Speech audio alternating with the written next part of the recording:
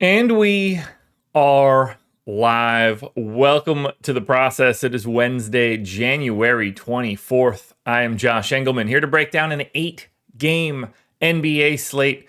Coming off of a weird one yesterday, we got a Terry Rozier trade, we got the firing of Adrian Griffin, and now we are here to break it down for today. If you played my prize picks yesterday, you picked up a dub. If you didn't, then you didn't. But we're here now, so hit the like button, subscribe to the channel, hit the notification bell so you know when everything goes live. Follow me on Twitter, at Josh Engleman. Good morning, everybody. What's going on? What's going on? Good to see everybody here today. Lots to break down. Lots to talk. It's going to be fun. Another day. Let's see. I have some interesting word on Jordan Clarkson you might have thoughts on. Can't say I'm reporting, just passing on something I heard from one of my friends in Utah that's associated with the Jazz. Hit me with it. I'm excited. If Clarkson is involved in a trade, the Jazz want 2 first-round picks. I bet they do. I bet they do. They will not get that. They will not even be remotely close to that. But the big thing for discussion of trades, and it's the thing that gets lost the most. And it's not really like anybody's fault. It's just a function of reporting. Like, could the Jazz get 2 first-round picks for Jordan Clarkson? Yes, maybe. I mean, like, I don't think that is even possible regardless, but hear me out for this one. The key to those picks is fully in the protections. Because if you've got 2 picks that are like, if you give out a pick that's lottery protected for its life or unprotected, they are very, very different picks. And if you want to tell me that the Jazz want 2 first-round picks, like there's is it you're getting a Bucks pick, and I'm just picking a team where it's like, okay, this pick is likely to be 28th, and it's never going to be higher than the top 20. Then, like, it's easier to acquire 2 of those when, in all actuality, what everybody wants to hear is you got X picks unprotected. But yeah, like, ultimately, without knowing the protections, just hearing first round pick is a chasm in value. And until you know those protections, it's impossible to evaluate those statements. Now, that information will be completely irrelevant for Jordan Clarkson. There is a 0% chance that he can get 2 first-round picks. I'm not even confident they could get 1. I don't think that they could get a lottery-protected first for Clarkson. That would surprise me. Now, the other piece of this is what you want to do financially. And here is the way that you can acquire first-round picks for Jordan Clarkson. Now, Jordan Clarkson is on his contract for this season is $13.3 million. And then he has already exercised an option where he will make, he's on a contract for $23.4 million. My apologies. 23-24 season. Making $23.4 million this year, and then $14 million for the next 2 seasons. The way that you try to get more assets for Jordan Clarkson is to trade him out for a guy that makes more money later. So you get paid in additional and this is the other quirk to trying to get contracts correct. Jordan Clarkson can be acquired for 2 first-round picks if you're willing to take on bad money in the future. So, like, let's say there was 2 more years left on Ben Simmons' deal. This isn't like the best example, but he's the type of guy that it would matter for. And you wanted to trade Jordan Clarkson for Ben Simmons. Then you might be able to attach 2 first-round picks to Ben Simmons so that you can pay Utah for eating future salary that looks dead. That is usually the way you see these guys that are like a good second, a crappy first type deal. That's how you can get that to 2 and keep that same optics.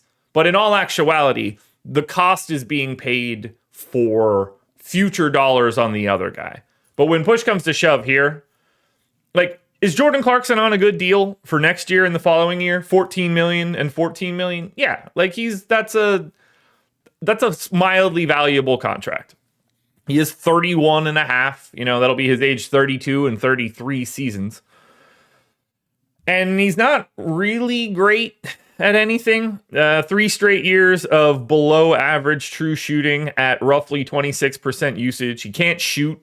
31% from 3, 34% from 3, 32% from 3.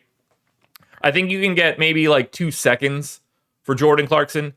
I don't really think there's a first round draft pick out there unless you get a situation where, like, let's say, and this is just a random team. I'm not saying there's a fit here or anything, but like, let's say the Clippers wanted Jordan Clarkson and they had like, an already swapped pick where the pick is probably going to end up being like 28th or 29th or 30th.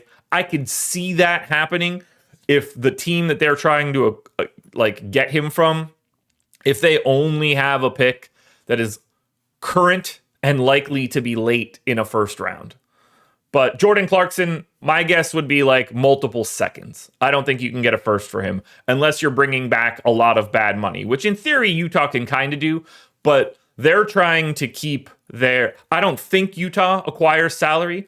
They need to keep salary space open, not for free agents, but to renegotiate and extend Lauri Markkanen in the offseason. They have to use cap space to do that. They can change Lauri Markkanen's salary in their upcoming year. So they want to have cap space going into next year so they can renegotiate Lauri Markkanen's contract for next season, pay him more in that season, and likely decline future years. I think that will be the goal of Utah. But they are going to renegotiate and extend Lauri Markkanen. That's going to keep their cap space open. So I don't see Utah as a team that's going to eat more salary. That's probably going to be a Charlotte team where you're going to see like Gordon Hayward go out. You trade Gordon Hayward, but you probably eat some bad money coming back to try to get a first. Or like Kyle Lowry is probably not going to get traded. I think he's going to have to get bought out. He can't go to second apron teams, but that's the way that you would see that happen. But as to that information, there is a 0% chance that Jordan Clarkson is traded for 2 first round picks unless they eat some wildly dog shit contracts. That's me talking contracts. I love it. You should start me off every morning talking about stuff like that. I would way prefer it. It's the best. But for now, I think we get into this slate. So coffee is here. Excited for it. So let's break it all down. If you've got a coffee, join me in this cheers. If you don't have a coffee, if it's tea or water or beer, if you're hitting the tweeds this morning, go for that. If you've just got breakfast, that'll work too. But now, I say cheers to you guys. Rise and grind. Let's do it. Boom. Here we go. Damn, that's glorious. I got this dialed in right now. Between the cookie dough creamer and the chocolate protein powder, it is basically just liquid coffee cookie batter. I'm very happy with it. Here we go. First game up, and boy, is it a doozy. It's the toilet bowl. Charlotte Hornets, 3-point underdogs in Detroit. A 234 total. This is a matchup that everybody is waiting for between the team in 29th in net rating against the team in 30th in net rating. This is the 26th, 27th ranked offenses against the 28th and 30th ranked defenses. Yes, this is a game we actually have to break down. Not only do we have to break it down, but we also have a Charlotte team that doesn't have Terry Rozier on it any longer. So that will be a key piece of what we are doing. And as I look at it right now, Gordon Hayward is out. They're not going to have Kyle Lowry, obviously. I'm not even going to add him to Charlotte. Cody Martin, questionable. Nick Richards, questionable. Mark Williams is out. Here we go, folks. Let's enjoy ourselves. Let's project out the Charlotte Hornets. First up, we're going to get Nick Richards in for 28 minutes. We're going to get Miles Bridges in for 38 minutes. We are going to get Cody Martin in for 28 minutes. I think we're going to get Brandon Miller in for 31. And assuming LaMelo is playing, which it seems like he is, we're going to go 32 to LaMelo. Now, in theory, this feels like a day where LaMelo Ball plays some extra playing time. Played 35 last time out. Regulation. I'm going to go to 34 on LaMelo. You should expect this game to be competitive against Detroit to a degree. And he's proven he can play 35 minutes. So I expect LaMelo Ball in competitive matchups to be playing 34, 35, 36 minutes a night.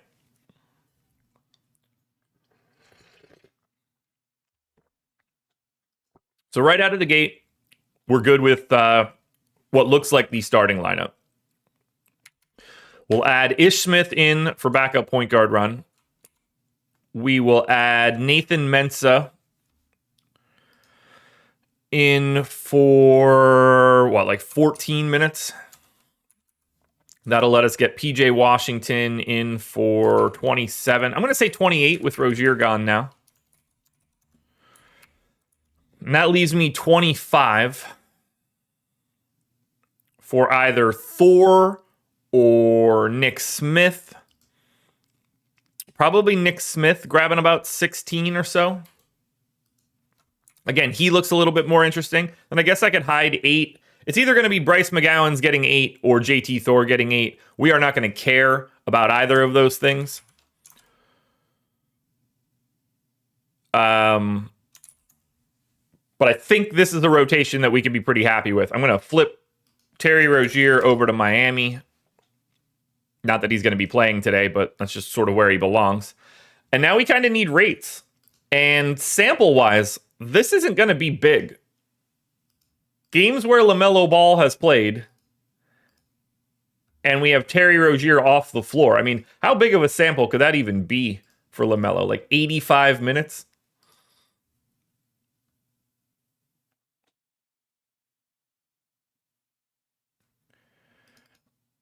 Oh, 465 minutes. Okay, now if we take Gordon Hayward off, that's probably where it gets a little squirrely. But we're certainly bumping LaMelo Ball's usage rate. I'm going to take that up to 33 for right now. Miles Bridges has 187 minutes in this scenario. Doesn't move. PJ Washington's doesn't really move. So I think everybody's going to mostly hold true here. Because if I take Gordon Hayward off, that's probably going to limit this sample too much. That takes LaMelo to 258 minutes. It also bumps him up to 38% usage, so something to think about there. I think I'm starting to feel pretty safe with what I've got in here. Do we have props for this team already? And the answer is we do. LaMelo is at 28.5 real points. I like it. He's going to look pretty good today, I think. Miles Bridges is at 24.5, juice to the under. Which, that doesn't really surprise me too much. If I say Terry Rozier, Gordon Hayward, no, that's still fine. Miles Bridges, 92 minutes. No Rozier, no Hayward, and LaMelo is at least in the game. 25% usage. All right, so I'm going to bump that up. Get him up to 24. Richards shouldn't really move here, and he doesn't. Brandon Miller's at around 18 real points, so his does move. Brandon Miller in these scenarios, 122 minutes, still just an 18% usage rate. Not a huge believer in this one. If I bump him up to his regressed rate, that gets him to 17.3, but I feel like I'm over projecting Brandon Miller. Not going to matter for this instance. We do got to check LaMelo's assist rate, which doesn't really move. And I don't really expect anybody else's to move either. Do we have anything interesting with regards to that? 8.5 is the assist projection for LaMelo in the market. I have 7.5, but I don't see the path where that assist rate goes up. I think he's just going to shoot more.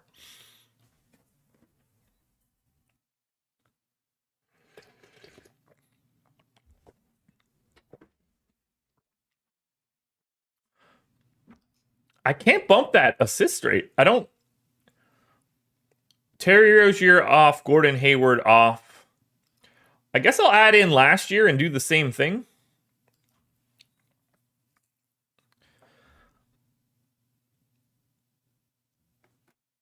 So if you add in last year, that's 500 minutes. And it's not like, okay, so that does bump up LaMelo's ball. So LaMelo's ball. Not the way to say that. LaMelo Ball has played 500 minutes with Terry Rozier and Gordon Hayward off, including last year. His assist rate jumps up to 13 per 100 possessions. If I give him that bump, that gets him to 8.5. I think the rest of this can hold. And now we project Detroit. So good start here on the Charlotte side. On the Detroit side, Cade is probable. Monty Morris is probable. The Detroit Pistons are officially healthy for today. This is a disaster, especially in this matchup. So Monty Morris has been out with a right quad injury. They unquestionably want him to play. So I assume Marcus Sasser leaves the rotation today, but this is about to get grimy. Very, very grimy. Especially getting Cade back. Oy. So last time out, we got Hayes, Ivy, Duran, Bogdanovich, Knox. Beef Stew off the bench. Beef Stew also played 28 minutes off the bench and closed with Ivy, Duran, Burks, and Sasser. This is awful. All right. So we're going to get Jalen Duran in for 31. We're going to get Beef Stew in for 28. We're going to get Bojan Bogdanovich in for 31. Why did Bojan not close? Why did Bojan Bogdanovich not play the final, 18 minutes last time out? Just really had to get those extra minutes in there for other guys not as good as him, I guess. This team, incredible. All right, I don't think Jaden Ivey's minutes are going anywhere. I'm going to give him 30.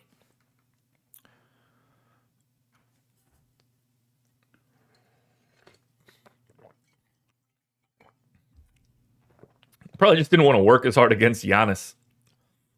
Okay. Monty Morris. I assume they give him a normal backup rotation, the same way that they had been giving it to Sasser. Because if the Pistons don't want to play Monty Morris, then they either need to play him so they can trade him and prove that he is healthy, or just play him. That's the only answer. Okay.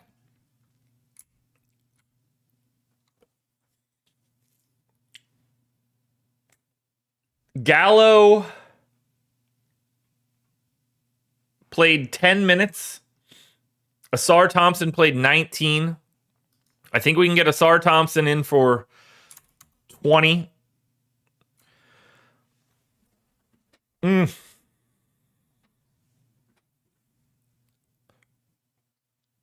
Ron, you could have just stopped that sentence at, let's talk about the smart move by the Bucks.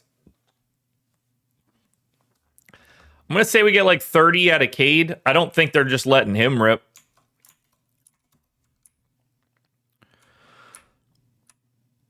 I think we probably can. Oh, man. Someone's leaving this rotation. I don't know who it's going to be. I don't like it. I don't like it at all. I guess we assume that Gallo gets a rotation or two. Or does he not? Because now they don't need it. Can they get away with Duren and Stewart only?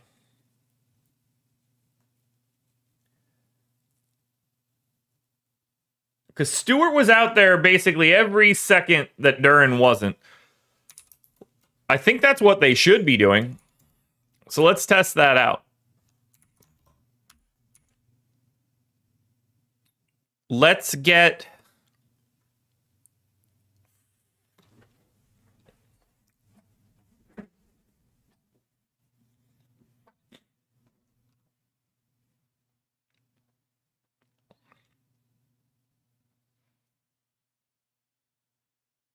Man, I'm having a lot of trouble projecting this rotation.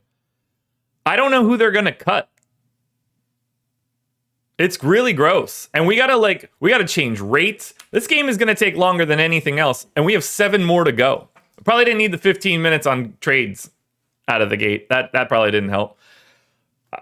I mean, Kevin Knox played 8 minutes and started. Like, he's got to just leave the rotation completely, right? He's gone. I think we get around 20 minutes for Asar Thompson. I think we can feel pretty good about Alec Burks playing like 22 minutes. I have 32 minutes left for 2 people, which are probably Killian Hayes and someone. But I don't know who that someone is.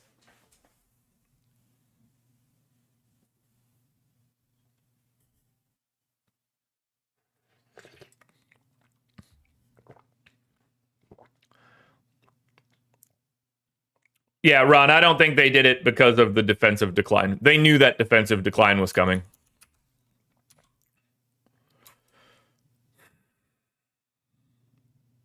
I am having so much trouble figuring out what I want to do with this rotation.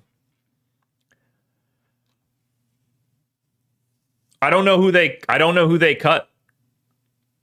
Maybe they don't do we start just seeing Cade play like his real size? Does this start looking like more realistic in that regard? Where we get... Oh, now I kind of like the shape of this.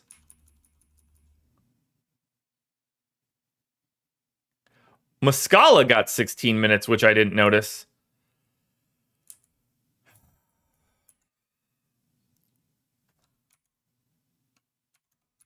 I think that's where I need to go with this.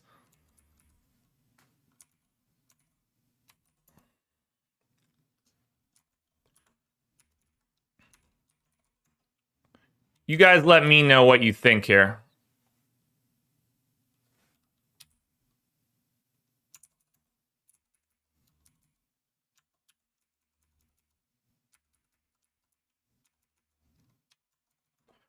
I'm starting to get a pretty good feel now that I've laid this out.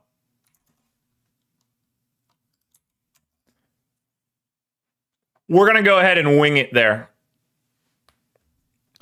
And I'm going to say, let's evaluate the team before I touch any rates. Charlotte, LaMelo Ball at 9,600 looks great. We're talking 1.55 fantasy points per minute. Great spot against Detroit. Pace up for them as well. Everybody's going to want to get to LaMelo Ball today. 34% usage rate, 45% assist rate. I got him in for 28 and 8.5 plus 5 boards. I think $7,600 Miles Bridges looks pretty good for this spot, given the minutes he's playing. It's still annoying that he's power forward center. And then you can take your shots on Brandon Miller, Cody Martin, Nick Richards, PJ Washington.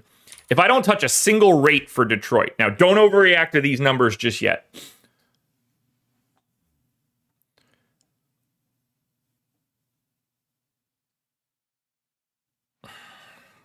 Duran 6,800 is probably going to look all right.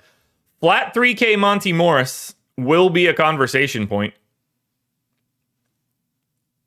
Cade's at 7,800. So I'm okay with what I have in here for this rotation right now. That's going to be, around 30 minutes for Boyan, Cade, Beef Stew, Ivy, and Duran. Rotation of Morris, Muscala, Hayes, Burks, Thompson, and then scattered minutes to somebody else.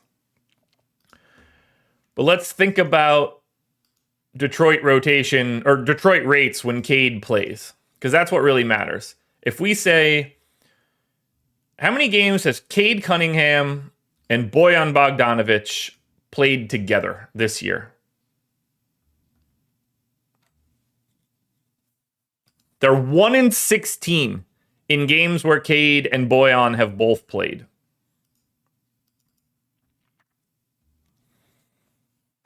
In those games, Cade has got a 28.5% usage rate. Bojan has a 24.5% usage rate. Jaden Ivey is at 22.5. I think that I'm going to leave what I have in here right now, other than Isaiah Stewart has basically no usage on this team any longer.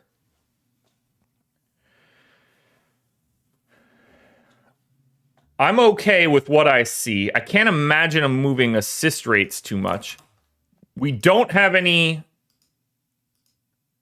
The only points prop we have for Detroit is Jalen Duran at 14.5.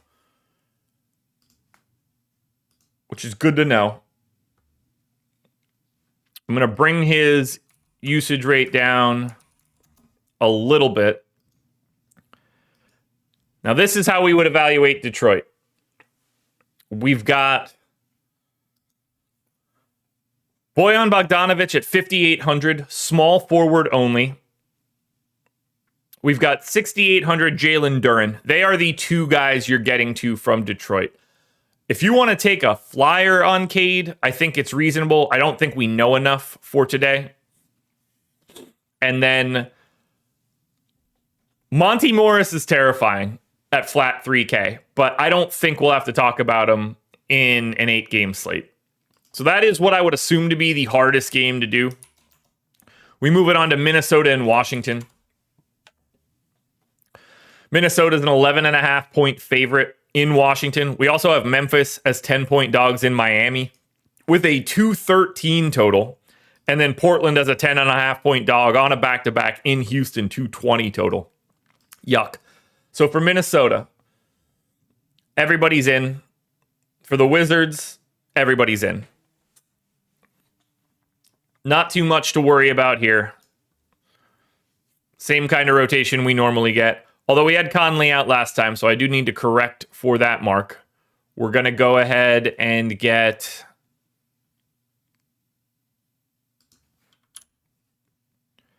29 minutes in from Mike Conley. We'll bring Nickeil Alexander-Walker. I don't know why I just clicked on Utah. I guess Mike Conley in my head. 29 minutes for Conley. We bring Nickeil Alexander-Walker down to 22. We greatly reduce Jordan McLaughlin. We cut out Shake Milton and Troy Brown. Takes us to 238. So we're basically where we want to be. I'll get Jaden McDaniels up to 25. Quick tweak of rates and we'll be okay here.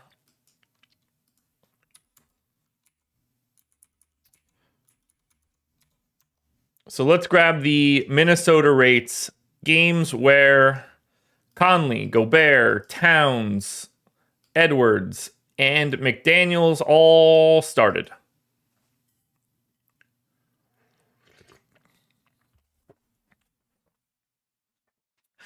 Yeah, I thought Chauncey got the double tech on the double dribble.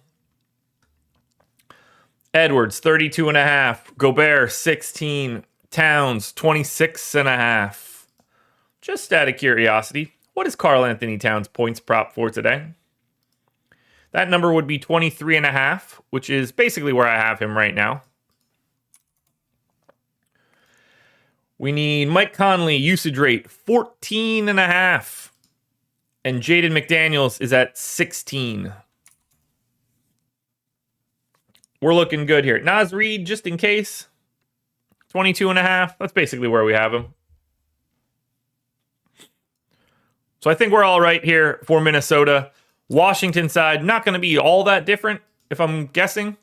We do have Gafford back, so we don't have to do the Marvin Bagley experience again. So we can pretty quickly reproject this Wizards rotation. We know what we're doing here. They don't ever really deviate. So we get Daniel Gafford in for 28. I think we're going to get Marvin Bagley in for the backup run. We got 30 out of Gafford last time. We got 17.5 out of Bagley. And that was 48 minutes, so that feels good. We get Tyus Jones in for 30. We get Jordan Poole in for 29. We get Kyle Kuzma in for 32. And then we get Denny in for 27.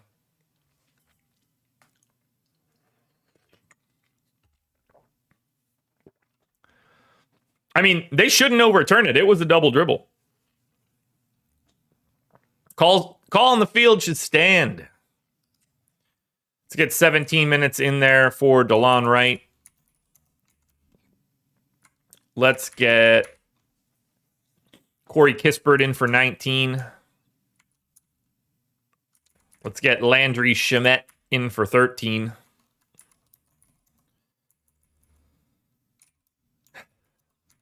And then we get Bilal Coulibaly in for 25. I have nothing else to change for Washington, and I pray these dudes don't look good.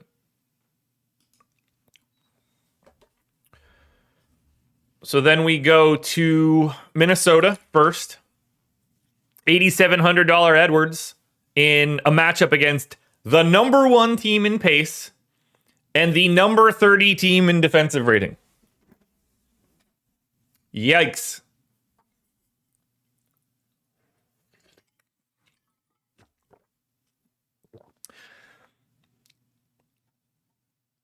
It's insane to me. I want to talk about that.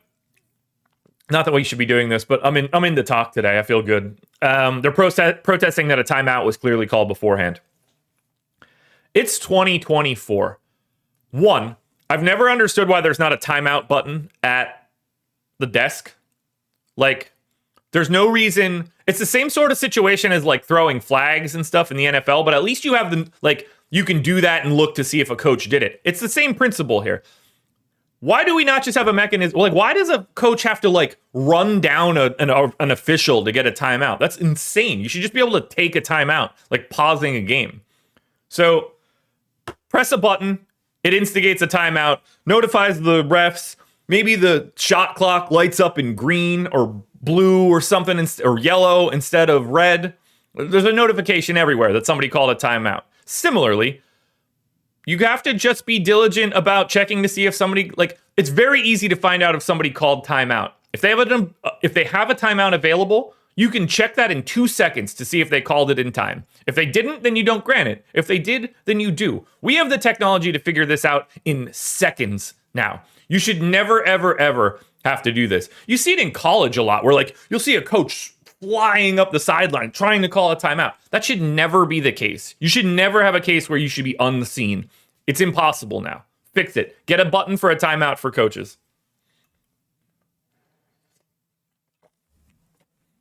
I've been saying it for a long time. Now, Anthony Edwards is 8,700 point guard, shooting guard, and looks great against Washington. Play him. Karl Anthony Towns, 8,100 power forward center, coming off of a game where he scored 60. I bet people want to fade the shit out of him, and everybody's going to say it's a chase, but he's playing Washington, and they stink. Conley's fine. Reed's fine. Jaden McDaniels is fine. Anthony Edwards and Karl Anthony Towns are the stars here. For Washington, I actually do think you can play Daniel Gafford here at 5,800. He plays enough minutes. He's a good enough per minute dude. That price works. He's just going to be a GPP pivot. Yeah, it's always stupidity holding back smart people, S&P. It's the same everywhere. It's that Jim Jeffries bit where, you've got this train and all of the like scientists and smart people are out in that first train and they're looking back at the rest of civilization and the rest of the cars. And they're just wondering why the train won't go any faster. And it's because we're slowing them down. And they keep looking at that pin in between the two train cars thinking like, do we just pull this thing and get rid of all of these idiots and move forward as a society? I agree. That's where it's at. But yeah, like there's so much automation that can be done that does not take time. Anyway, Daniel Gafford and probably nothing else from the Washington Wizards. Hit that like button, folks. Memphis Grizzlies, 10-point dogs in Miami. 213 total, which, can we just say, is a truly terribly low total here. Not to mention Memphis without Steven Adams. Santi Aldama's out now, too. These guys are snake bit. Holy hell. Insane. Adams, Aldama, Bane, Clark, Laravia, Morant, Rose, Smart. Just running out of bodies. Now, the Memphis Grizzlies, who are a thorn in everyone's side, actually did win their game on Monday. Starting Aldama over Tillman. Now, it seems like they have to start Tillman today. Right? Like, if Aldama's not there, they're just out of bodies that have size. So I'm going to say Tillman plays 30, and I'm going to say Jaren Jackson Jr. plays the other 18 at center. We got John Conchar starting and playing 28 minutes. We got Luke Kennard starting and playing 34 minutes. I think we look at 28 for Conchar.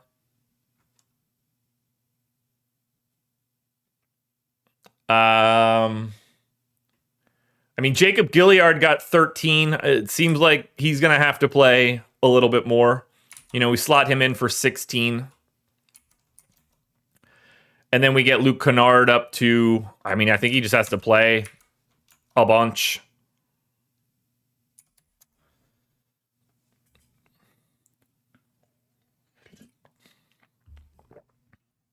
Ron, I'm a nothing. I'm on everything.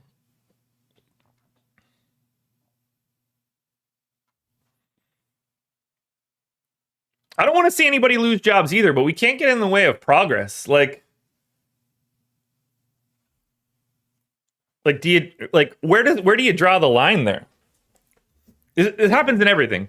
Everybody's going to lose things that they used to have. When we figured out that coal wasn't the best move, sucks for coal miners, but figure out something else. You are not entitled to do the thing you do every day just because you did it. There is a tough shit to life. Find another skill. It happens for everything, across the board, all the time. I have no loyalty to things like that.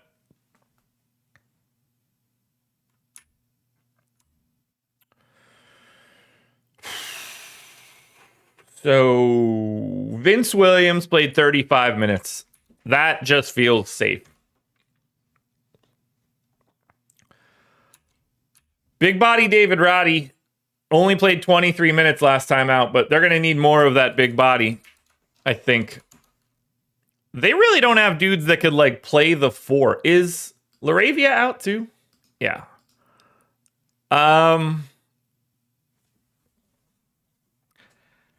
Gigi Jackson played 21 minutes. That kind of feels about right. So I have 24 minutes left over. I got to get Zaire Williams out on the floor. He played 14, but clearly has to play more. Do I have a place that I could hide 6 more minutes? Are there even additional bodies left on this team? Let's take a look at the Grizzlies.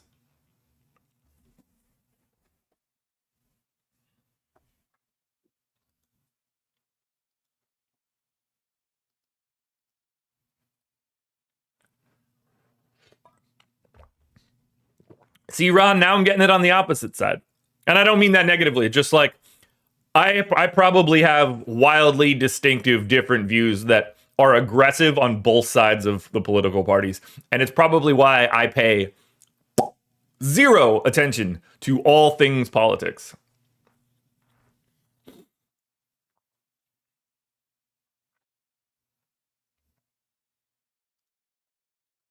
I could not give a shit about politics. It is the least interesting thing in the world to me. You'll see that in shows that I do with Lofty when he'll say something and I'll just be like, I don't know what you're talking about. Okay. Any of these names that I'm looking at here. Okay, so Scottie Pippen. I got to get Scottie Pippen available, I guess. Do I have him on a roster? Do I have him in my model?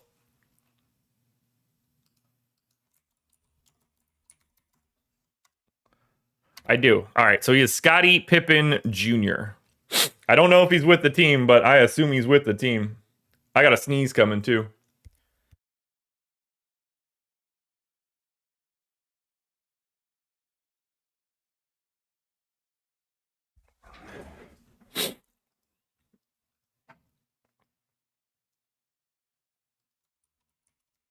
Scottie Pippen Jr. Come on down. You're the next contestant to get 6 minutes. I reckon I can keep the rates the same as last time. You know, Santi Aldama doesn't make that change. So now we look at the Miami side. Now, there's basically no way Terry Rozier is playing. We obviously don't have Kyle Lowry anymore.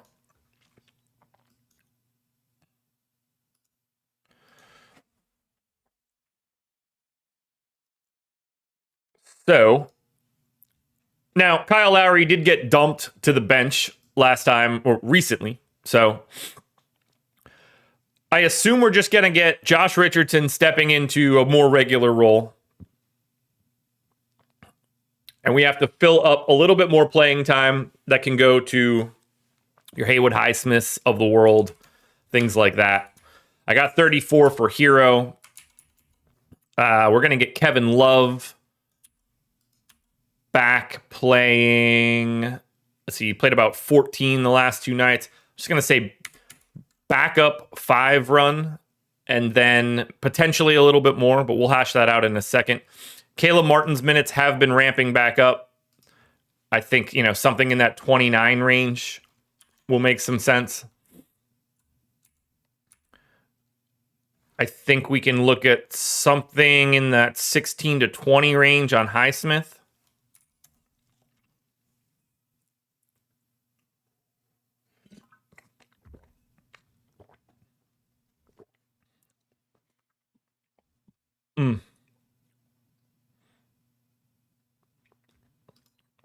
Who else do we need to give more playing time to? I can give an extra minute to Duncan Robinson. Bring Bam down, or Butler down to 34. Jovic still playing about 20 a night. Maybe we're looking at like 18 here for Jovic.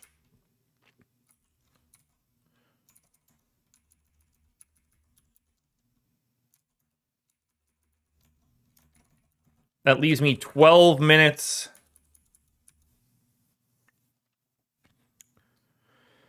I guess I give Kevin Love a couple extra just because it doesn't matter. And then I hide like 9 on RJ Hampton. Yeah, I can handle that. Rates aren't changing. So let's look at this game. Memphis Grizzlies. Jaren Jackson Jr., 8,200 power forward center. Keep your eye on the dynamic between him and Karl Anthony Towns for ownership. These guys are attached at the hip right now. Guessing I got to fix Scottie Pippen's name for FanDuel. So Scottie Pippen Jr. Scottie Pippen. Got it.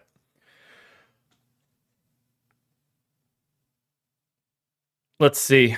Yeah, like for Memphis, it's, you could work Jaren Jackson for sure. Kennard, okay. Conchar, okay. Tillman, okay.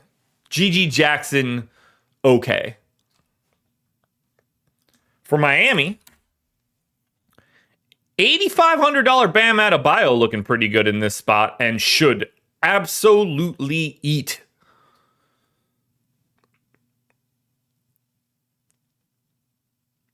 Tyler Hero, 7,600, point guard, shooting guard. Solid. I think you're ranking it Bam, 1, Hero, 2, maybe Butler, maybe Richardson. 3 games down. We've been going for 45 minutes. Off to a hell of a pace. Portland Trailblazers, 10.5 point dogs on a back-to-back against Houston, 222 total. Sorry, 220 total. I'm just assuming that the Portland rotation from last night is the Portland rotation we get today. I don't really see a path where it can't be. Portland obviously lost by 2 to OKC last night. They played a 9-man rotation. I didn't expect that, but that's what I have in to a degree. 33 minutes for Simons, 24 for Scoot. I will make 25, 20 for Kamara, 31 for Brogdon, 34 for Jeremy Grant. I'm going to make 33, 26 for Jabari Walker. Walker played 33 yesterday. I'm taking him up to 30. 28 for Ayton. He got 27. 18 for Dwop Reith. He played 20. Feeling good here for Portland. There's a very little chance that we're going to like this.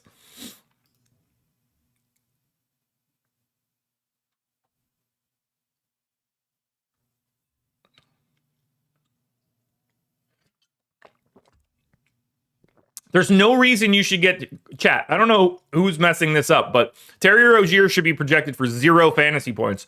It doesn't matter what's going on today. There's no situation where he's playing.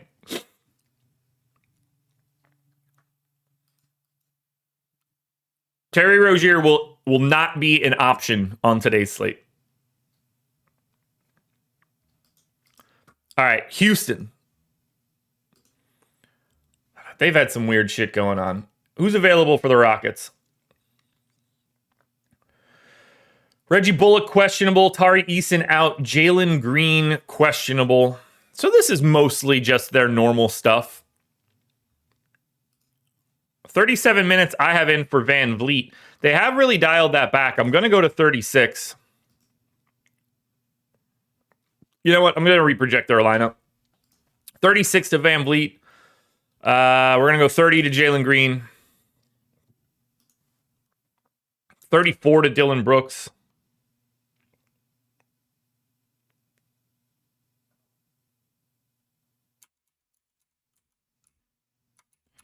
I don't know, 30. We'll go 34 to Şengün. We'll go 34 to Jabari Smith.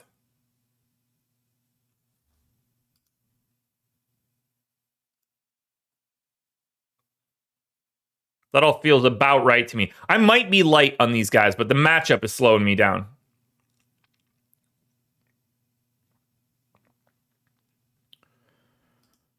Now, we get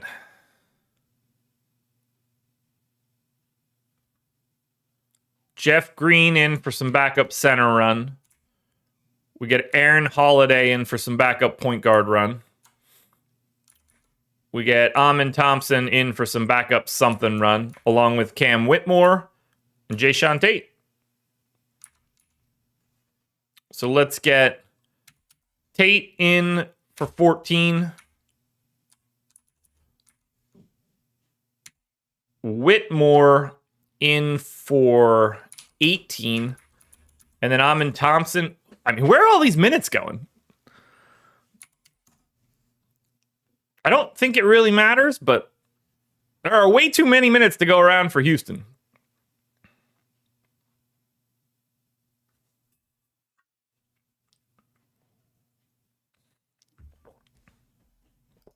No rate changes or anything for Houston. I'm guessing they look all right. Blazers don't. They don't have a single 5X guy on the team. You should feel very comfortable not getting to the Portland Trailblazers, barring any news. Houston 8th in defensive rating, 22nd in pace. Bad spot, back-to-back, 220 total. Ignore Portland. Houston, do not ignore $8,300 Alperen Şengün. Time to look at rates. This could be a problem. I can't have him that overprojected. There's no way. Points prop for Şengün is 24.5. I got him at 24.3. Rebound prop for Şengün, 9.5, juice to the over. I have him at 9.6. You could argue I'm light there. Assist rate for Şengün is 4.5. Now I've got 5.2. We can say that assist rate is offsetting the rebounds. I have Alperen Şengün at 6x his salary today, $8,300. He is, without question, the best play that we have looked at so far on this show. By far. 1.4. He's at 1.4 fantasy points per minute over the last 30 days, and he's got a matchup against Portland. He looks exceptional. Exceptional. You should be getting to a lot of Alperen Şengün. He is, as of right now, the best play we've looked at. I don't mind Fred VanVleet for 7,400. I certainly don't mind Jabari Smith at 5,900. Both of those guys, excellent values in this spot. You can play Jalen Green. You can play Dylan Brooks. But it is Şengün 1. VanVleet and Jabari Smith are both basically tied for second. Brooks and Green would be after that. But play Alperen Şengün. I cannot stress that enough. Dude's going to be owned, too. Cleveland Cavaliers, 6.5-point underdogs in Milwaukee, 236 total. You guys ready to go on a little bit of a journey? Time for another random thought process here. I want to get Darius Garland to Orlando. Cleveland's going to have to make some sort of move. You can't have Garland, Mitchell, Mobley, and Allen. And obviously Mitchell doesn't want to be there, but they're playing incredibly well. Plus minus for Mitchell Allen combos, exceptional. Plus minus for Mitchell Mobley Allen lineups, fantastic. Garland seems like the odd man out. No team needs Darius Garland to me more than Orlando. That's the move I want to try to pull off. Brandon, I agree, but I don't know if you can. Like, how do you trade Cleveland right now? 26-15, plus 4.1 net rating. They're third in defensive rating, middle of the pack in offense. They can't trade Donovan Mitchell. They literally can't trade him. They have to do whatever they can. If you trade Darius Garland, what can you get back that fits alongside Mitchell? I'll posit that the perfect fit coming back to Cleveland would be including a third team into this trade. How can you trade Darius Garland to Orlando? Or I guess, in theory, to the second team that I'm going to mention, but I like him more on Orlando. How can we get Alex Caruso to Cleveland? Because I like the idea of getting a 40% whatever three-point shooter, defensive-oriented dude as the backcourt pairing to Donovan Mitchell. I think the fit there is fantastic. There are probably additional things that can start moving around in those trades. You can get younger guys from Orlando. Like, you want to trade Anthony Black to Chicago in that kind of deal. That's fine. You've got Gary Harris's matching salary. I honestly think he would be interesting in Cleveland as another eighth guy on their rotation. You also need to start playing Sam Merrill. Sam Merrill, 43% from three this season, and he is shooting more threes than basically everybody. 13.5 three-point attempts per 75 possessions for Sam Merrill. He's basically shooting as frequently as Steph Curry does in his prime. and he's shooting 40% from three.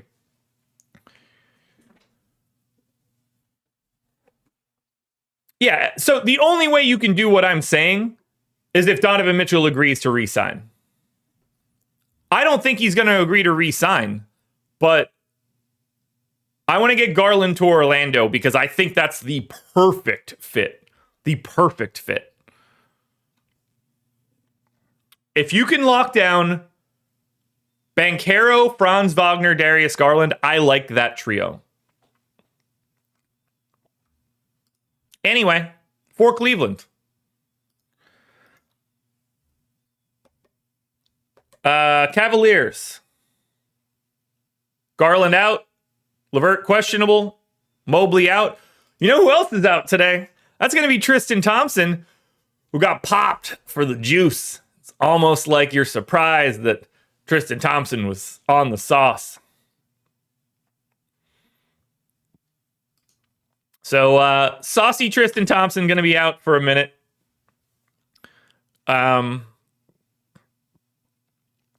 Guessing we just get Damian Jones just stepping into that role, playing, 14 minutes or something as a backup center. And we got to get Karis LeVert back in, and we'll give him 28 minutes.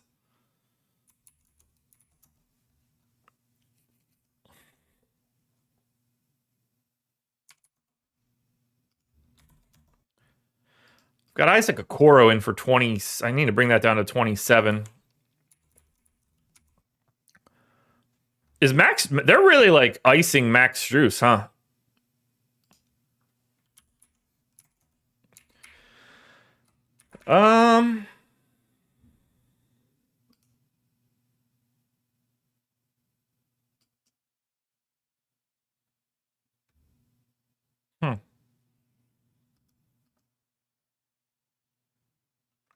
Did Craig Porter Jr. become Craig Porter Jr.? All right, those two guys being in my model twice is a problem. I got to figure out why that's happening. Doesn't really matter, but I got to figure that out. We'll hide 9 minutes on him. Sorry, 7 minutes on him. No rate changes or anything for Cleveland. We'll go to the Milwaukee side.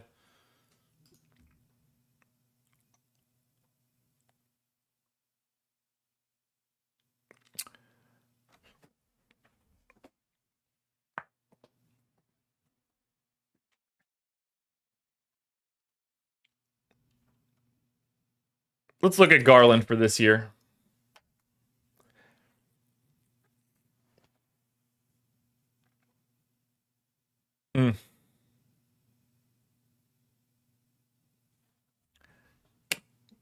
Get him there. Get him there. Team Garland. 23 years old, too. He'll be 24 shortly, but still. Get him there. All right, Milwaukee. So, obviously, this is a mildly new-look team. Giannis is probable. I don't really see where they're going to be making major changes to a rotation. That just doesn't, they don't have enough dudes for Doc to come in and, really wholesale make some changes here.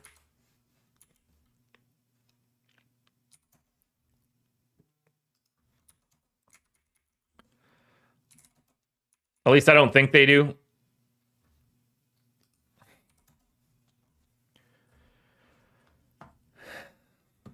Jay Crowder is the type of guy that I think Doc's going to play a little bit more. Feels like that would be a thing.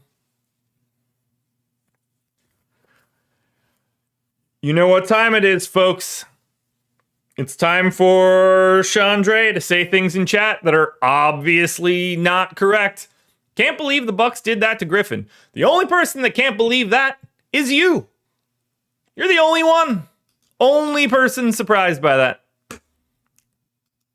It never changes, guys. I tell you every day. It never changes. Never, never, never. Campaign just being out of the rotation is interesting because they don't really have more dudes to put into the rotation. Beasley's minutes are just back up again. I feel okay with this rotation, though.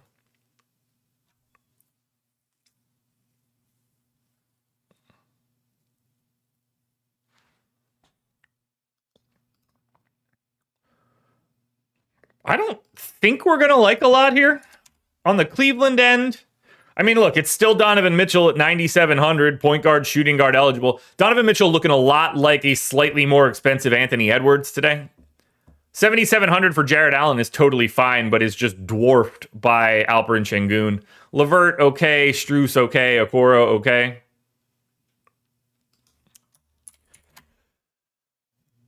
Damian Lillard's struggles on defense are not why Adrian Griffin got fired by the Bucks. So, again, 0 for 2 now in chat. You can set a watch to this, folks. Giannis, 11K power forward center, 5.2 value. Looks solid. Middleton, 6,600. Middleton's the guy that you want to get to from Milwaukee. 6,600 shooting guard, small forward.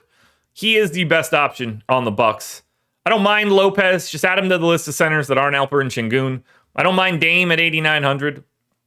But it's Giannis and Middleton. Middleton would be my preferred option. I like the flexibility in the price. And he's been at 1.17 fantasy points per minute over the past 30 days. OKC, 7-point favorites on the back-to-back in San Antonio. Can't imagine a lot looks good for this one. OKC, should look incrementally better, but I think we just assume that the OKC rotation is the same rotation we always get. I'm not going to make any changes off of them on a back-to-back. San Antonio is, obviously a giant thorn in people's side. Barlow out. Trey Jones questionable, which really does matter for this team. But I don't think we're moving too much around. I got Wemby for 26, Collins for 22, Trey for 30. We're getting more and more Blake Wesley, less and less of Malachi Branham. I got 32 for Vassell. Case to be made, that should be 33. I got 28 for Keldon Johnson. I can't take a minute there. I will take one from Champagne. 31 for Sohan looks fine. I guess we bring Chetty down to 14. Lets me bump up McDermott. Very easy game to break down, OKC and San Antonio.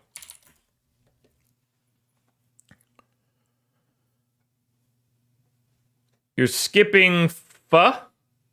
Like the food?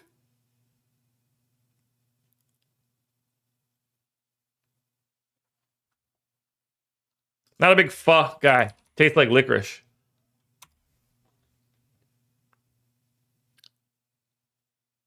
Oh, that game's at 8:30? So I have that game at 10 o'clock in my schedule. So I didn't skip anything. It's next. So the OKC game is at 9:30. The Suns game is at 8:30. Yeah, Basketball Reference had that one at 10 o'clock. Yeah, don't worry, guys. We didn't miss it. It wasn't next for me.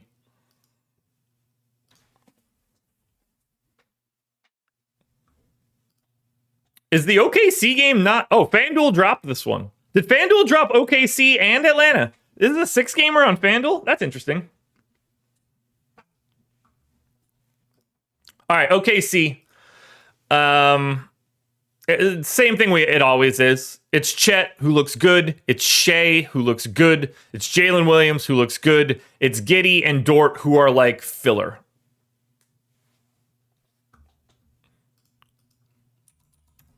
San Antonio. $8,300 Wemby. Do not be afraid to get to him. He does and will look good. Oh, we're getting Wemby Chet. That's fun. Wemby versus Chet. That's something people want to watch. Let's get some Wemby Chet going on. I like Wemby today. I think he looks really good. It just sucks that he, could potentially be limited. But we'll keep an eye on that, right, S&P? It's Wemby Keldon Johnson's all right. Devin Vassell is all right. Now, I'll get back to Phoenix so that I don't get yelled at all. 1.5 point favorites in Dallas. 241 total. Phoenix has a Q tag on Eric Gordon. He didn't play last time out. Dallas has a Q tag on Seth Curry, Luka Doncic, Dante Exum, and Kyrie Irving. So that's, not easy to deal with.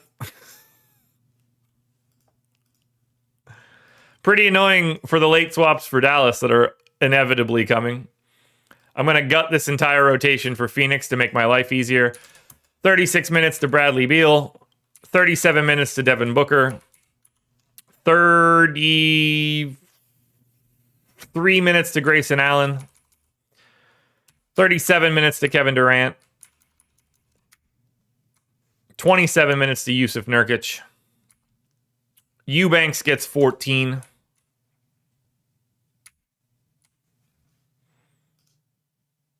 Who else gets anything?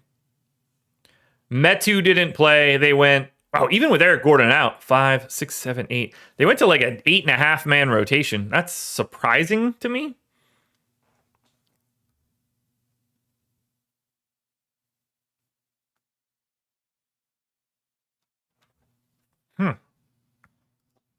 Well, let's get Eric Gordon in for his pretty standard 26.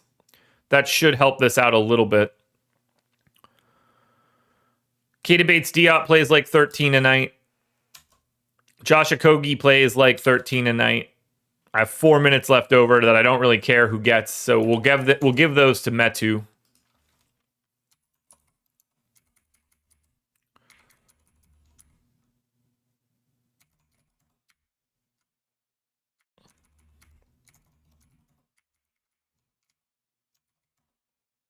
Phoenix is easy. As weird as it sounds, Dallas is easy right now just because, well, it's the Exum piece that's really a problem. Because now we have to project Exum back in. And that's where it gets a little dicey. So, Dante Exum has missed the last 9 games, and he went out in the 10th game. He basically hasn't played in this calendar year. So I think we go like 24 to Exum. We get, that 37 out of Kyrie.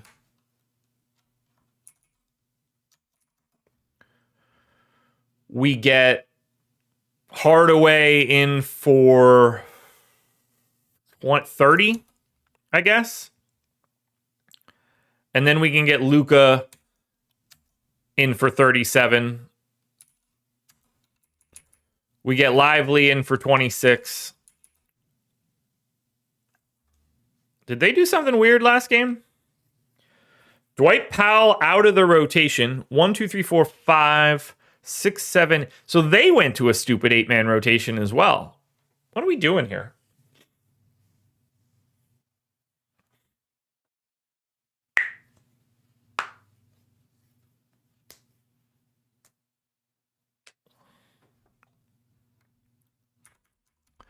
Look, he got fired because he wasn't qualified to be a head coach. He wasn't qualified to be a head coach before this season started, and they proved that throughout the season. There's a reason that he was interviewed 15 times in other situations and never received a job. That should be incredibly telling. I guess we're getting like 20. Who played backup center? When did they play last? All right, January 22nd. Dallas lost to Boston by 9. Okay, maybe that's why you don't play Dwight Powell. So when Lively was off, Maxey was the backup center every time. That works for me. I'm going to give 6 minutes of rotation to Dwight Powell as my placeholder. That'll let me get 20 to Maxey Kleba, 20 to Grant Williams. Griffin did hire a better assistant, and Terry Stotts was like, yo, this dude's a moron. I'm out of here before the season starts. So that doesn't help. Yep, there it is. Thanks, S&P. Let's get Derek Jones in for his 28.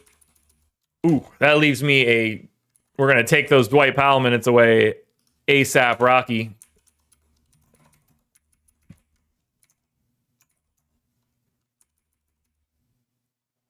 That only gets me to 18 on Josh Green, but I think that's okay. I don't know where else they would come from. Maybe we can get to 20 on Josh Green. We bring Grant Williams down. We could in theory bring Derek Jones Jr. down a notch. None of this is going to matter. Let's look and see what we have here. First up is Phoenix. If you're surprised to hear this, the only guys that you should play from the Phoenix Suns are Kevin Durant, Yusuf Nurkic, Devin Booker, and Bradley Beal. None are priorities. They all basically look the same. I would put Beal last I would put Nurkic last, Beal third, and then Booker and Durant are basically tied. None of it looks good, though. On the Dallas side, like I said, we have a Q tag on Luka, Kyrie Irving, Dante Exum, and Seth Curry. I like Luka at 11.3. I like Kyrie at 9K. I don't mind Derek Lively at 5,100. I don't anticipate having a ton of this game. I do anticipate, though, you guys hitting the like button, which for the 171 of you in here, you haven't been helping me out. Only 45 likes. Let's hit that number. If there are 130 of you in here that definitely haven't done it. If you're here and you're watching this show, help me out a little bit. Hit that thumbs up. Helps me out a ton. Costs you nothing. Final game for today. The Atlanta Hawks. Late night hammer. 7-point underdogs in Golden State. 233 total. Atlanta, obviously, potentially making some moves. I'm guessing Trae Young is out. Yep, Trae Young out. Wes Matthews out. DeAndre Hunter out. Bruno Fernando questionable. For the Warriors, no Moses Moody, Chris Paul, Gary Payton. Q tag on Brandon Pajemski.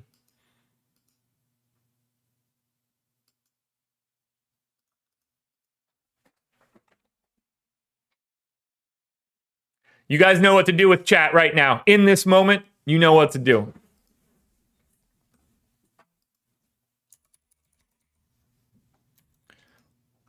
You need to know.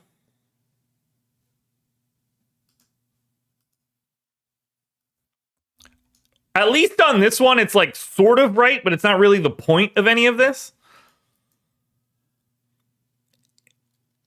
Look, the Milwaukee Bucks were going to have a top 5 offense in this league if they didn't even hire a coach. Just roll the damn ball out to Damian Lillard and Chris Middleton and Giannis and Brook Lopez. These guys were just going to be good no matter what. They didn't have to do shit.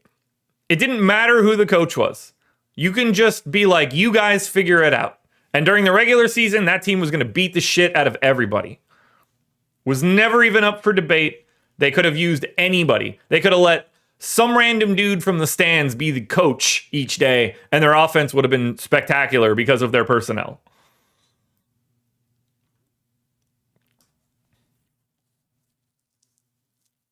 It's almost like Damian Lillard and Giannis and Brook Lopez and Chris Middleton are talented offensively, and that doesn't make needing a coach any different.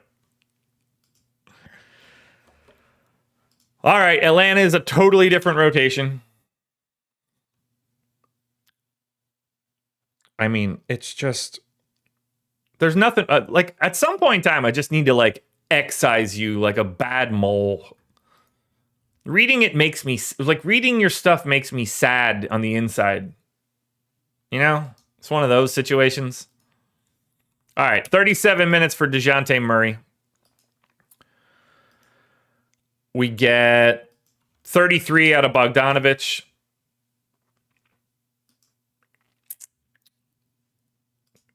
Have Capella and Okongwu done anything weird? No. What'd they do last game?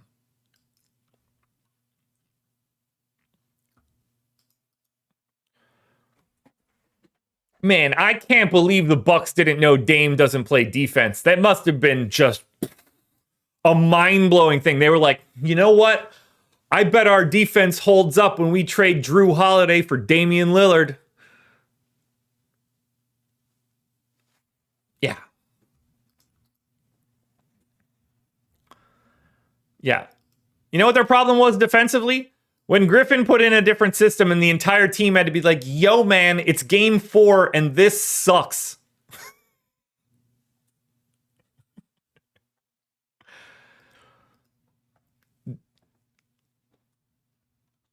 Unbelievable, man. I can't. Wow, so they just like straight up closing Okongwu. I don't know, 20, 25 Capella? 25 Okongwu? Something like that? Jalen Johnson in for 35. I'm guessing Jalen Johnson's rates look so much different with Trae off. Yeah, you know what happens to that theory? He's the coach, players need to adapt. You want to go with that thought process?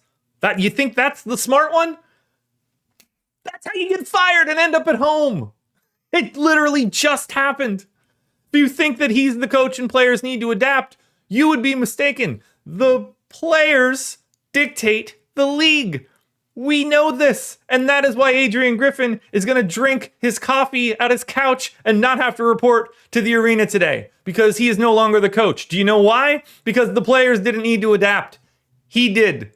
He had no weight to his voice. Why would they listen to him? They've won a title. They know what, like, it was never going to happen like that.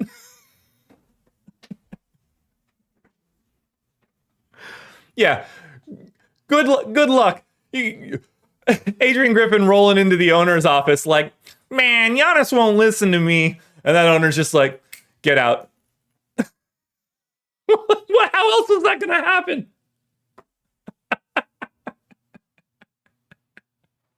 Can you imagine? Can you imagine? Oh my God. A guy that no one wanted as a coach over and over and over again, flamed out, and we're surprised? No one's surprised but you.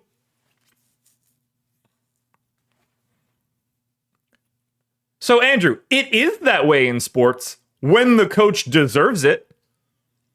If Eric Spoelstra goes to management and tries to get something done, like Jimmy Butler, his voice is going to carry a lot less weight.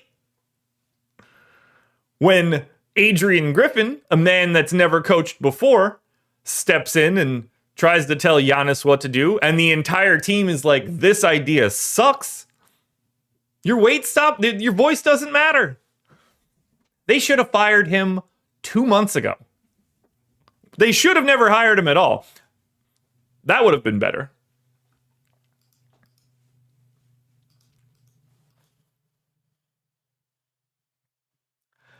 Eric Spoelstra didn't blow 15 interviews before he got the Heat job.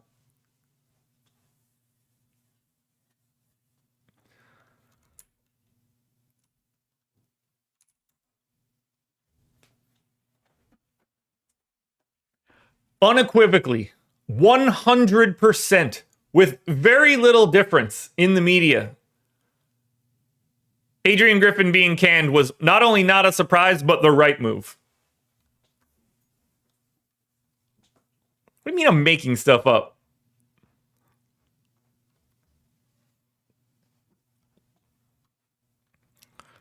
It's incredible. Incredible.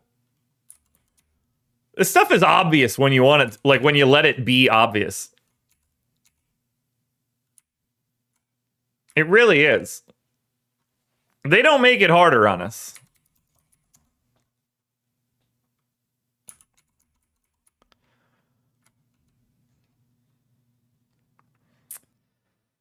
So I guess Trent Forrest is in the rotation. Patty Mills is like a backup point guard dude now.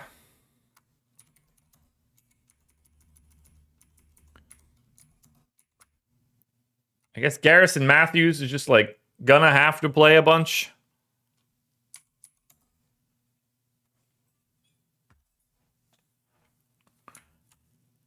and then we hide 5 somewhere.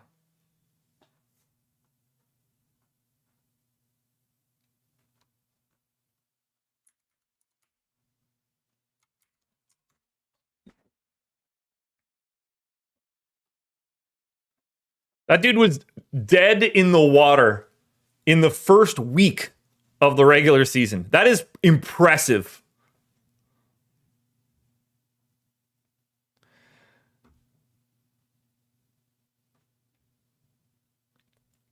If anybody ever wanted to know whether or not the Bucks made a mistake, you can figure it out by reading chat at this moment right now, because they clearly didn't.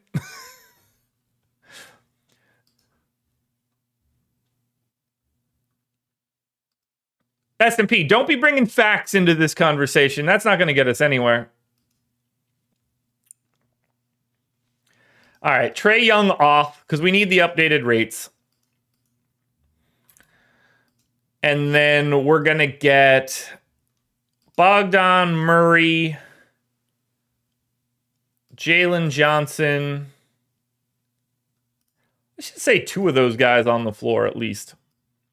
That should be enough.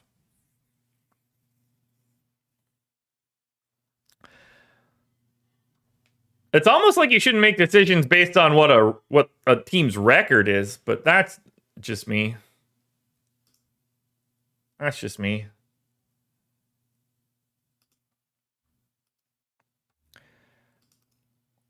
All right, Murray.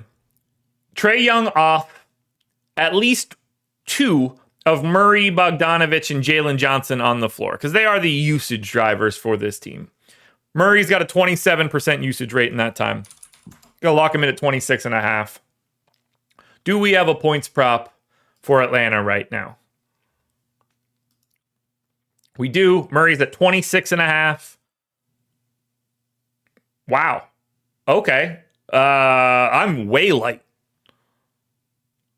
What kind of usage rate do I got to give DeJounte Murray to get him there? Do I got to take Hunter off too? Maybe. All right. Hunter and Young off. At least 2 on. That gets me up to 28.5. That gets me to 24.5. I'm still way low. Has there been any reporting on how Doc is going to get signed? I don't mind the Doc signing at all if it's not long term. Like if he is a placeholder with the ability to extend based on performance, I don't hate that much. They just needed someone that like the players will respect. And like you can't go to the coach store in the middle of the year. Daniel, all of the things that I have said are the facts that have already come out.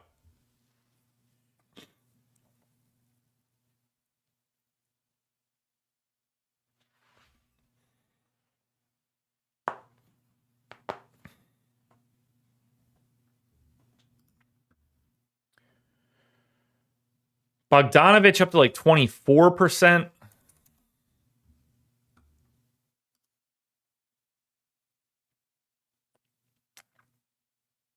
That might be a little high.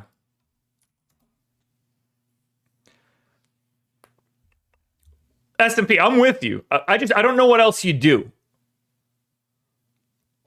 Like at some point you're better off if you're doing this for this year, you at least need someone that's seen it in the middle of the season. It all depends to me how long they sign. Like if they just give him 4 years, then I don't like it at all. But if they're just like, he's the interim coach for the rest of the season, if we win the title, we're keeping him, obviously, like that kind of thing, I can't get mad at that. I just don't know what else you could possibly do. They're clearly not going to bring Coach Bud back. Like, you can't have Joe Prunty be the guy at that point.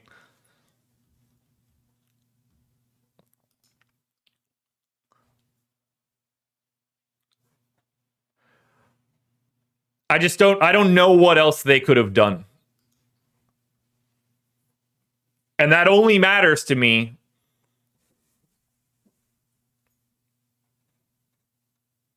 Yes, noted incredible catch and shoot guy Damian Lillard can't play without the ball. That's true. I don't know how I don't know what he would do with an open look. That would be just terrible. Can you imagine if Chris Middleton and Giannis ran a pick and roll with Dame in the corner? How just useless that would be. I mean, they'd be helping off of him. He'd never make that shot. Or if you approach this from a place of logic, you would watch him not be able to be left by a defender and create all of this additional space. Why would you want to take the ball out of Giannis's hands? Why? Why would you want to take the ball out of Dame's hands? You shouldn't want that case. You should want them to have the ball for 42 minutes of the game every single time you play in the playoffs because they're incredible. S&P, it's not a bit. I've read so much stupidity outside of this that it's oddly enough not a bit. It's just natural incompetence. It comes so natural. You got to remember, every time you speak to someone in life, there's a 50-50 chance that they are in below average intelligence.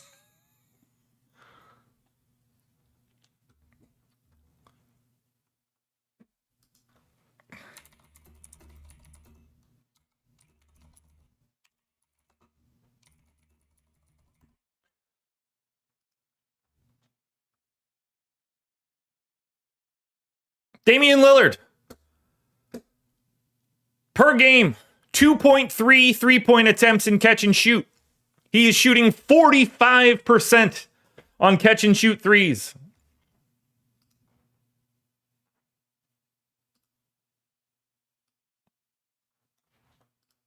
Just can't. I can't. I'm going to finish this slate off before I go insane.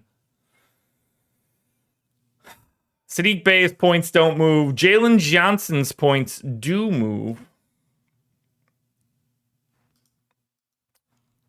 Kinda.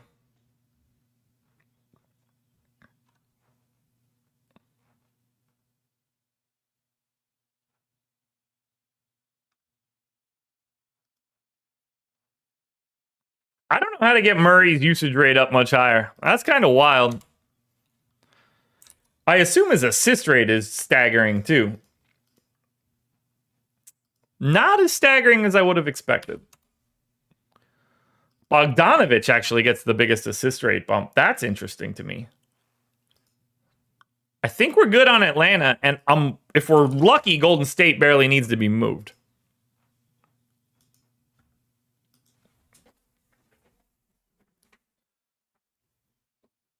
Look, obviously Butler Middleton didn't go my way when I said it.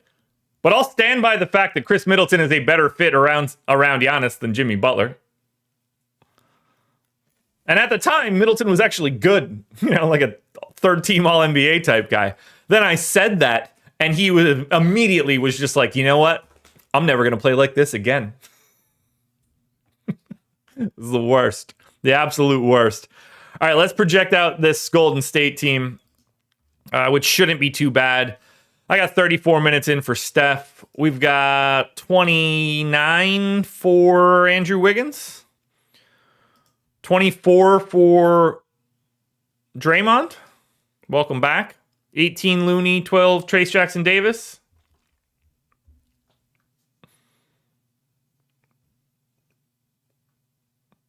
$27 for Kuminga, 23 Saric. Yeah, I don't really have anything to move around for Golden State. I like that we went the full hour and a half today, though. That's always great. Atlanta. Ooh, baby.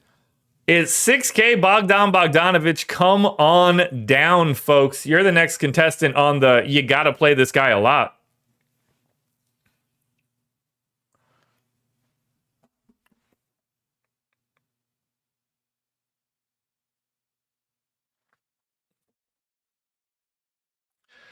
Bogdanovich, best thing you can get for Atlanta. Maybe the second best play I've seen other than Şengün, and maybe even better than Şengün just because of price.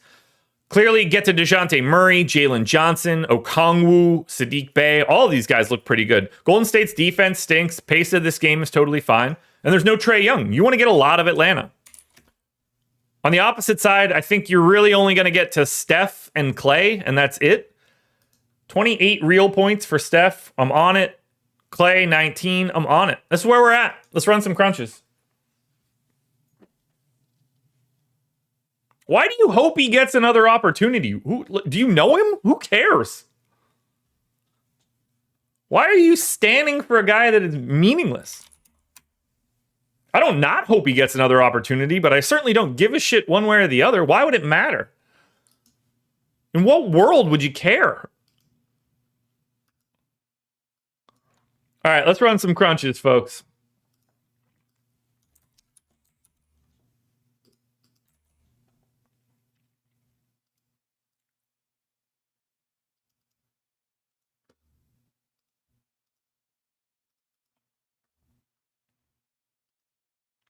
Optimal lineups on DraftKings.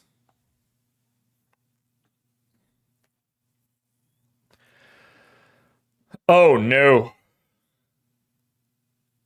S&P, I'll wait until you see the screen.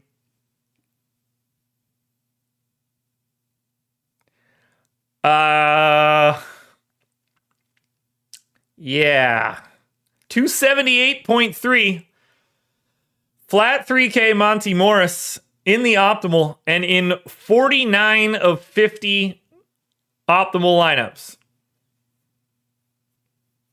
Bogdan Bogdanovic, Sadiq Bey, Victor Wembanyama, Alperen Şengün, Fred VanVleet, Onyeka Okongwu, and Chet Holmgren.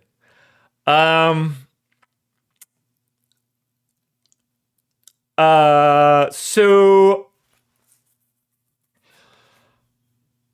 here's the thing. And here's the conversation point that we need to have, because we need to talk about Monty Morris quickly. This is a playing time problem. This is a playing time problem, because while I have him in for 16 minutes, I am taking some of that playing time away. And that's mostly because I don't think he's likely to play like 22. So I think 16 is just too high.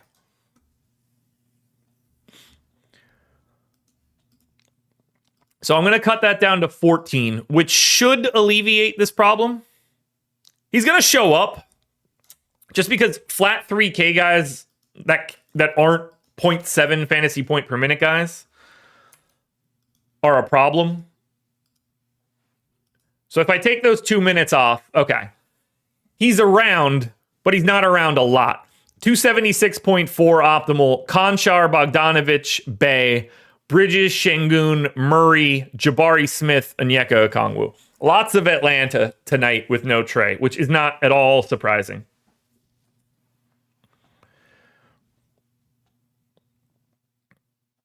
Not at all surprising. Now, what we'll really see here, this is going to flatten out a lot.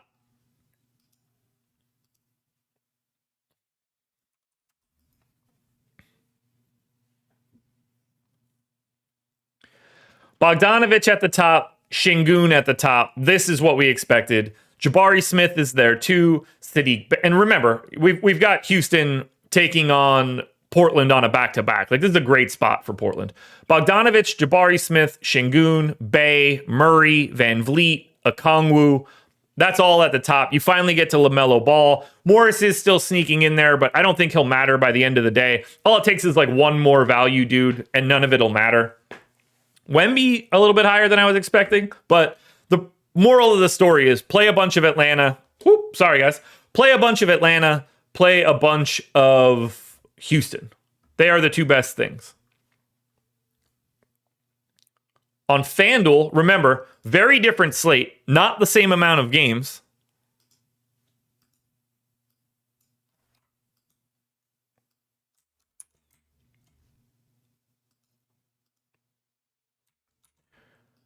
What do we have on the FanDuel side?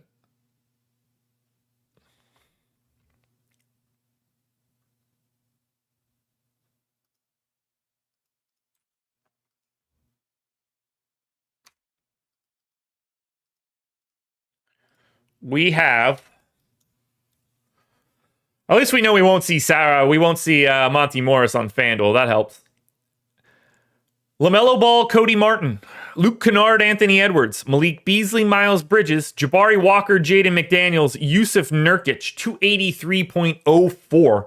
We've got Bridges in 50 of 50, Edwards in 49, LaMelo in 49, Jaden McDaniels in 45.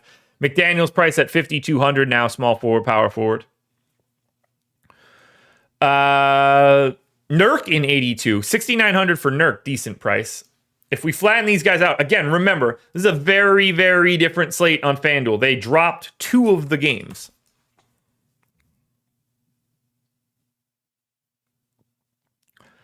You got LaMelo at the top of the heap on FanDuel. Jabari Walker not far behind. Luke Kennard, Malik Beasley, Jaden McDaniels rounds out the rest.